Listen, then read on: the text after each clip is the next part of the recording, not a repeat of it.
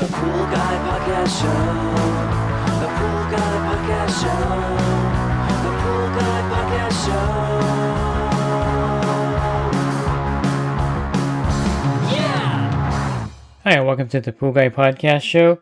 In this episode, I'm going to go over some things to look at if your pool is not having great suction or very little suction. I'll go over kind of the steps and the things I look at when I get to a pool and there's really not much suction. So these are the steps that I take when I run into that situation. Pool Service Pro. Open a Leslie's wholesale account today and receive wholesale pricing on products you use every day. Leslie's Pool Supply offers convenient locations that are open 7 days a week. Another great benefit of opening a Leslie's wholesale account is Leslie's referral program. Get referred to a customer looking for weekly pool service. Save time and money and grow your pool service route and become a Leslie's Pro. I've learned from experience that looking at the basic or the obvious is the first place you want to start. A lot of times when we're troubleshooting things out there, we always think that it's something big and oh man, there's some kind of debris stuck in the line and we have to blow it out. But in all reality, most of the time it's just something very simple. And the first thing I do is I visually look at the pool to see where the water level is at, because believe it or not, sometimes it's just the water's too low and the pump has run dry, or there's something blocking the weir gate and it's not getting enough flow. And simple things like that are something you want to look at first. I know it sounds like a no-brainer, but I've been at a pool, gone to the equipment, and wonder why is this thing not priming? It's weird. And then I go over to the pool and I see that the water is below the skimmer or the weir gate's jammed, and I'm like, oh yeah, that's probably the reason. So I've been guilty of missing the obvious. The next thing I'll do is while the pool is running, I'll look at the filter gauge. I'll tap it with my finger too to make sure that it's not broken or jammed. Sometimes just tapping it and you can see that there's something, the gauge isn't working, or you turn it off, the gauge doesn't go to 0, then you know the gauge is not working correctly. But with a working gauge, the gauge is working fine, that's a good indicator of what the problem could be. So if the PSI is really high, like 30, 35, I've seen even some as high as almost 40, believe it or not.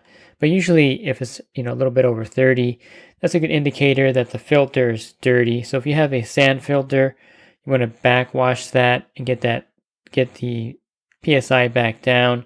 And typically after a 2-minute backwash, the sand filter PSI will be at 20, right around there. It'll drop about 10 PSI. With a DE filter, you can give it a quick backwash and see if it drops the PSI down, and then give it a longer 1 minute to 1.5 minute backwash. And this is a good indicator that it was the filter as the issue. If you backwash it, the PSI drops down to 20 and the flow in the skimmer and the flow in the returns improves greatly.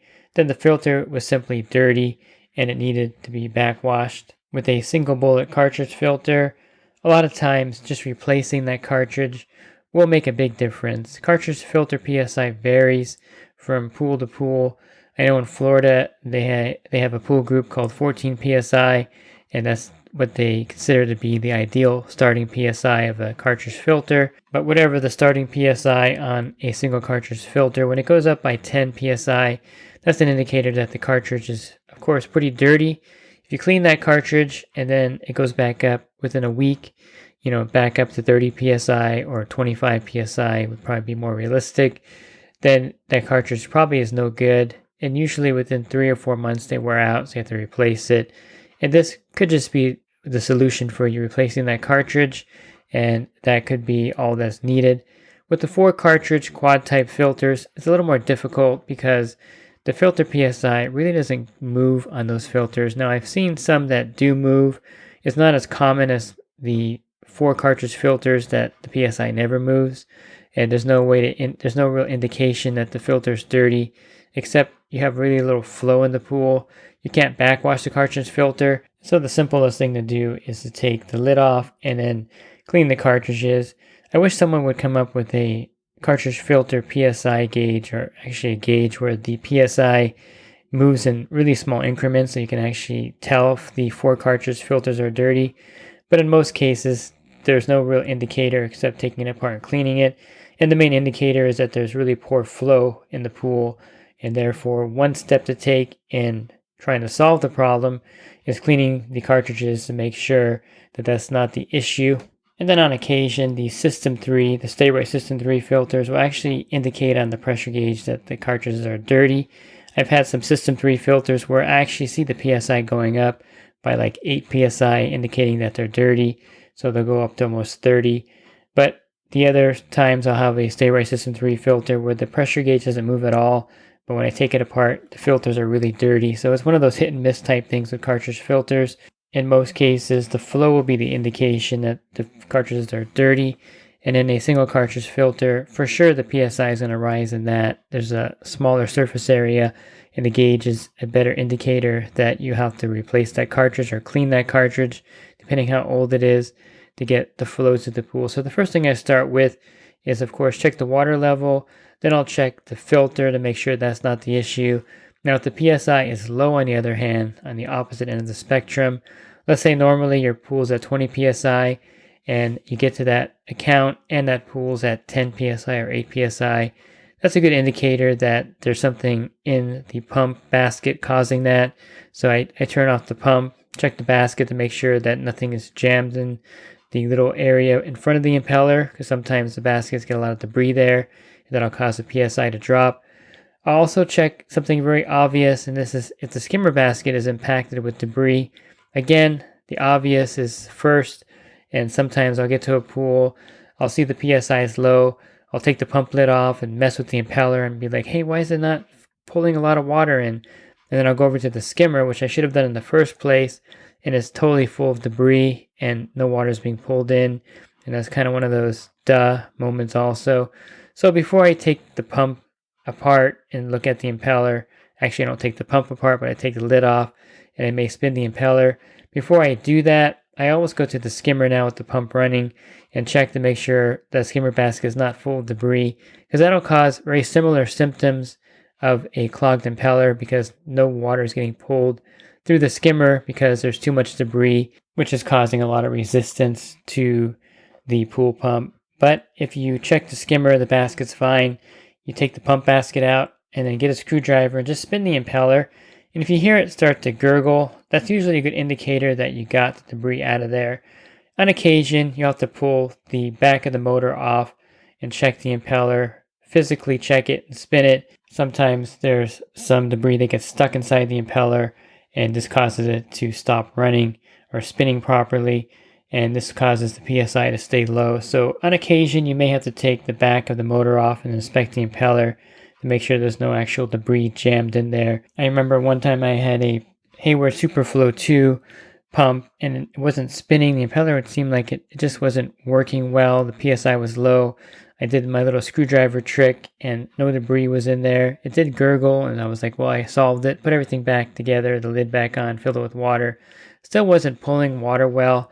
So I took the motor off to inspect the impeller, and the impeller wear ring, which is a white plastic piece, had worn down and got jammed inside the impeller or the side of the impeller, and that was causing it not to spin well. So it could be something simple like debris stuck in there. Even if you clear it with a screwdriver while the pump is still intact in one piece, you may have to take it apart to check the impeller. And again, these are the steps that I take one by one to make sure, I'm not missing something.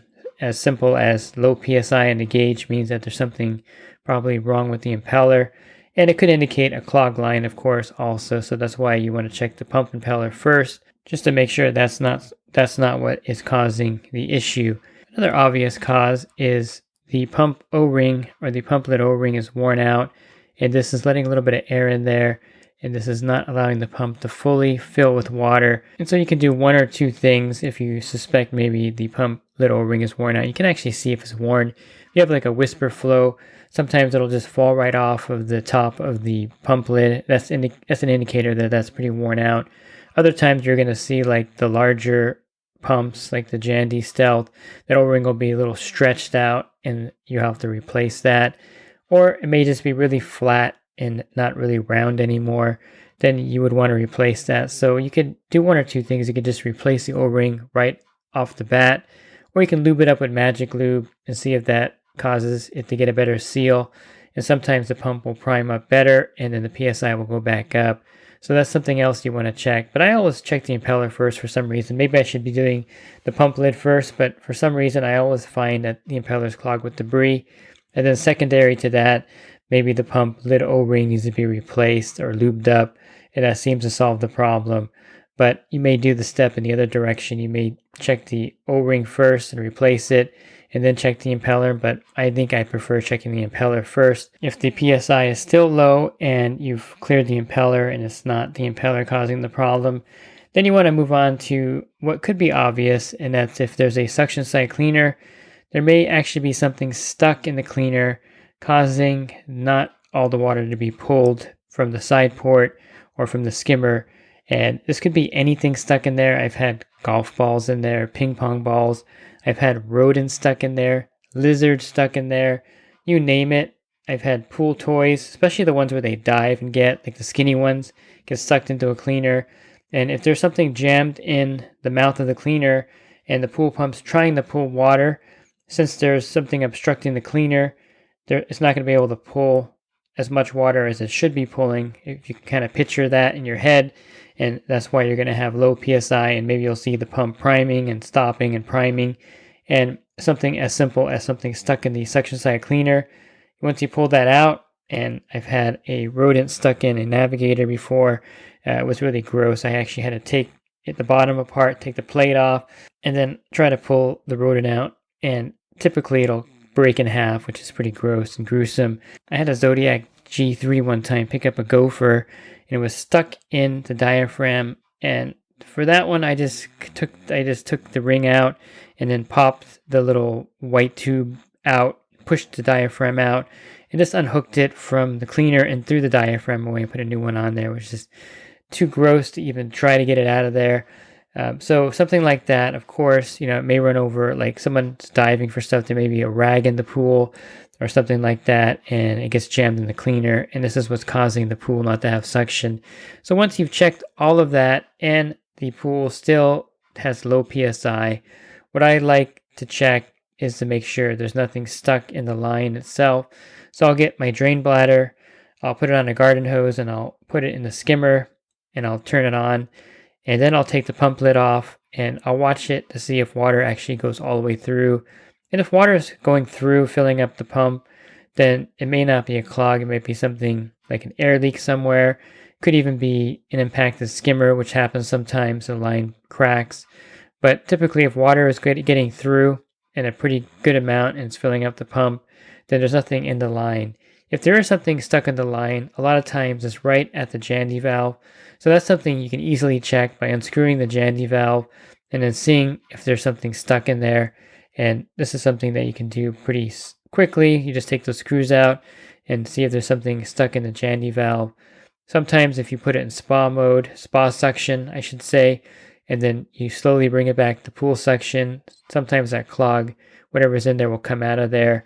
But typically you'll have to blow it out, and sometimes you'll have to blow it out with CO2. If you don't have a CO2 tank, you can hire someone to do that, and most plumbers will blow out the line for you in that case. But in the worst case scenario, if you're having low PSI, the suction is really poor, you may have to call a leak detector in to see if there's something wrong with the system. They'll pressure test the lines and make sure there's no air getting in. And that's something that's kind of like the last resort.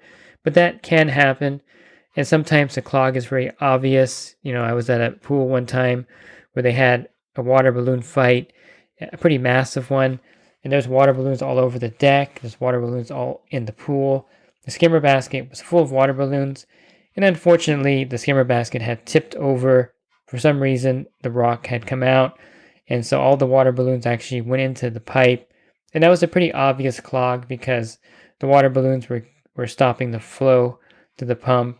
Something as obvious as that, and you can pretty much figure that that line has to be blown out to get those water balloons out of the line. I think the main reason why the pool would get clogged up is if there's a failure at the skimmer basket.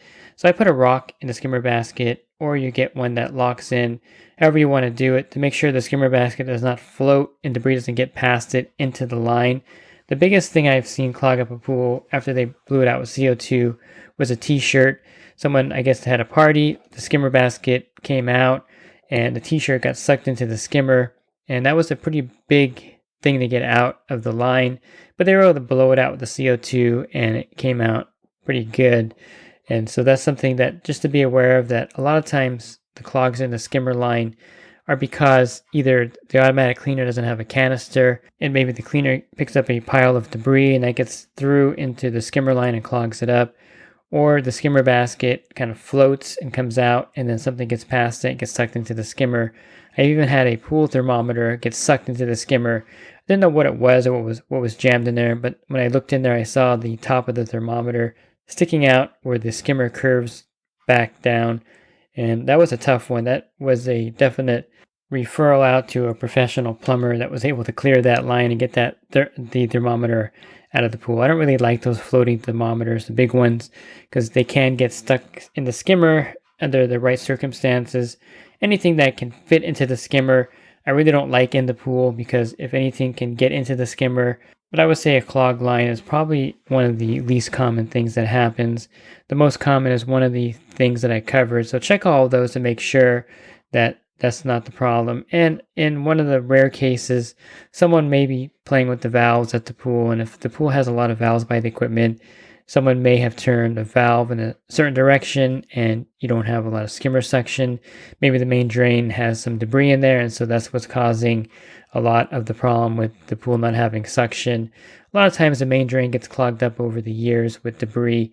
You see that little grate on top of the main drain, leaves get in there, things go past the main drain, and that clogs it up. And so sometimes it could be that the pool is trying to suck from the main drain. And this happens a lot when the float diverter valves, the UFO devices in a lot of skimmers, kind of, if the water gets low, it activates and it starts to pull water from the main drain. If the main drain has some issues, you're not going to get the full suction. So at last, you want to check the valves and make sure that they're not in the wrong position, causing the pool to not get the right flow.